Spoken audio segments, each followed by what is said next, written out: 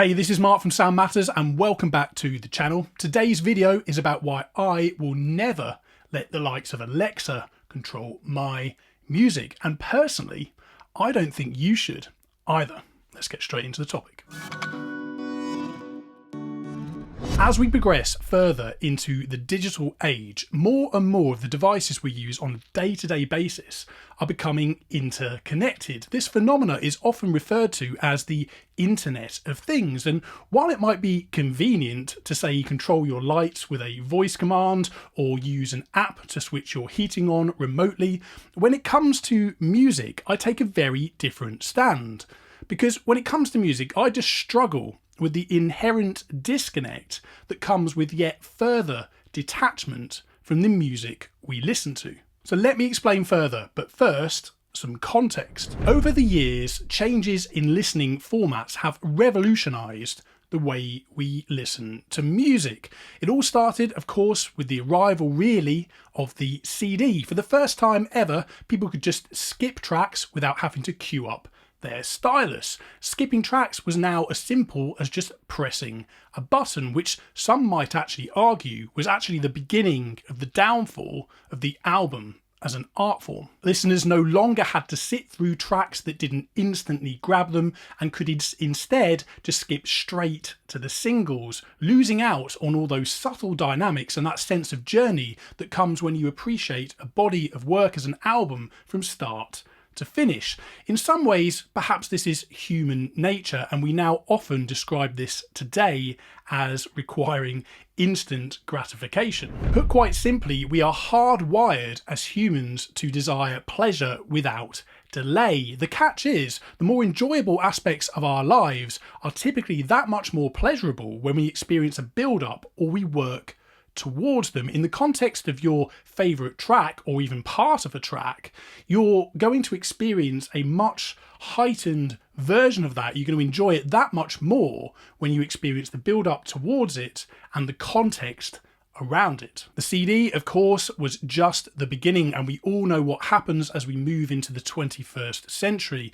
With the arrival of the likes of Napster, music fans no longer had to even leave the house to go get a new record, and almost overnight the music we enjoy was transformed from something you physically owned to something that was just mere data on your hard drive. It seems perfectly everyday now, but this represented a significant shift in consumer habits that I would argue has significantly devalued music. Not only did music become abundant and free, but you no longer actually physically owned it. Ultimately, this leads us down the path of digital streaming, and all of a sudden, overnight, music transitions fully from something that you buy to a service that you merely rent. This completely devalues music, produces a infinite supply that actually also creates a sense of choice paralysis with the listener. In simple terms, when we're presented with too many options, ultimately we often choose nothing, or worse,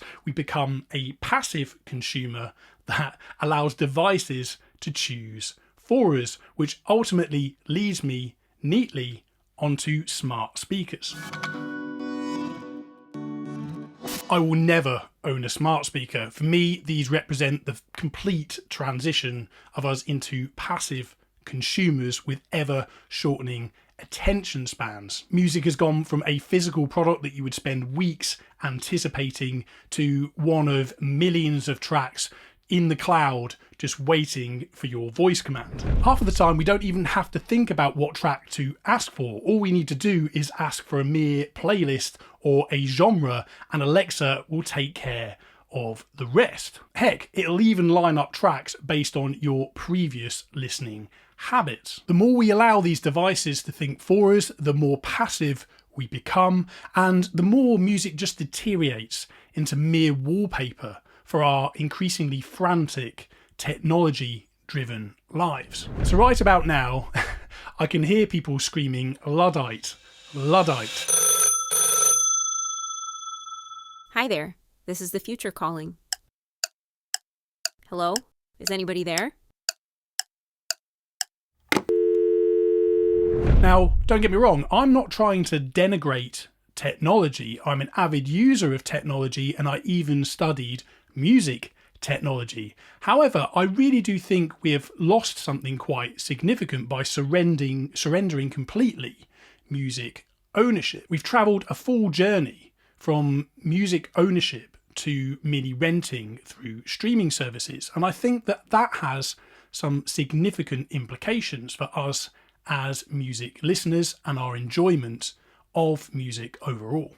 Surrendering control of even the playback of music to a speaker that listens to you seems to me to represent the final nail in the coffin as music as a truly valued art form in our society. When music is physically owned, audiences value it more and it becomes a part of who they are. It also becomes a part of a statement to their peers about who they are as well. And arguably, vinyl records as a format was the peak of music's ability to shape and influence social demographics in this way. There's a very good reason why every single decade leading up to the 21st century had clear musical identities. Music simply doesn't define the era anymore, and much of this really is down to changing consumer habits. Fortunately, I don't think I'm the only one that feels this way, given the continued resurgence of vinyl as a format.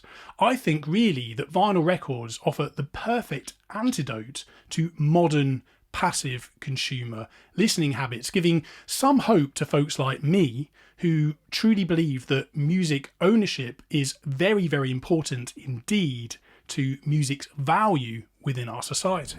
I started Sound Matters because of my passion for music's worth and how I saw that declining. Now, streaming has its place, I use it, and ultimately it had to happen given what happened with the internet and how easy music became to rip, download, share, all those things. The model had to change, I get that. But what I'll finally say is this. Now, we've already surrendered much of physical music ownership, losing with it the great era-defining decades that came along with it. Don't now go surrendering rented music to a listening, talking speaker. I personally think you're better than that. You deserve better than that.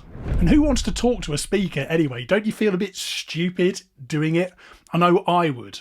But anyway, that's it from me today. I hope you enjoyed this one. Let me know what your thoughts are. Do you agree with me? Do you think I'm getting a little bit old man get off my lawn type territory? Maybe that comes with approaching middle age. Perhaps. I'm keen to hear your thoughts, good or bad, whether you agree or disagree, down in the comments. Thank you ever so much for watching. If you enjoy what I do here, please do consider stopping by the description of this video and check out the discount codes that are always there for you to enjoy and benefit from. You get money off vinyl related gear at no extra cost to you, and it helps to support this channel. There's also my Patreon page where there's a thriving community over there called the Flip Side Members Lounge, and you also get bonus content if you go for one of the upper tiers as well. I look forward to seeing you on the other side. I look forward to seeing you in the next video, and if you're new to this channel, please do consider subscribing. I would love to have you on board my musical journey with you guys. But until that next video, keep spinning the records, keep enjoying that music, and I'll see you then. Cheers.